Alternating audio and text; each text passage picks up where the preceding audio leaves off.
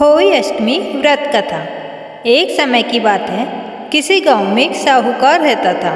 उसके 7 बेटे थे। दीपावली से पहले साहूकार की पत्नी घर की पुताई करने के लिए मिट्टी लेने खदान गई। वहां वह कुदाल से मिट्टी खोदने लगी।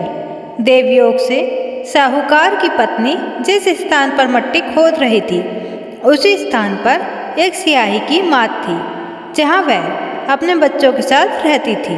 अचानक कुदाल साहूकार की पत्नी के हाथों सियाही के बच्चे को लग गई, जिससे उस बच्चे की मृत्यु हो गई। सियाही के बच्चे की मौत का साहूकारनी को बहुत दुख हुआ, परंतु वह अब कर भी क्या सकती थी। वह पश्चाताप करती हुई अपने घर लौट आई। कुछ समय बाद साहूकारनी के एक बेटे की मृत्यु हो गई। इसके बाद लगातार उसके 7 बेटी की मृत्यु हो गई। इससे वह बहुत दुखी रहने लगी। एक दिन उसने अपनी एक पड़ोसी को सियाही के बच्चे की मौत की घटना सुनाई और बताया कि उसने जानबूझकर कभी कोई पाप नहीं किया। यह हत्या उससे गलती से हुई थी, जिसके परिणाम स्वरूप उसके 7 बेटों की मौत हो गई। यह बात जब सबको पता चली तो गांव की वृद्ध औरतों ने साहूकार की पत्नी को दिलासा दिया।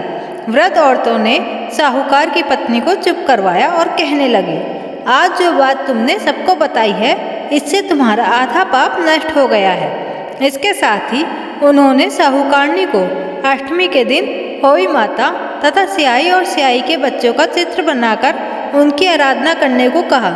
इस प्रकार क्षमा याचना करने से तुम्हारे सारे पाप धुल जाएंगे और कष्ट दूर हो जाएंगे।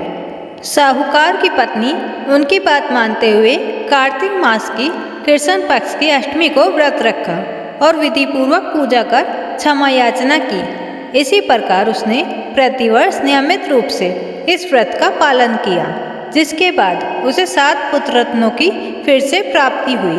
तभी से होई व्रत की परंपरा चली आ रही है।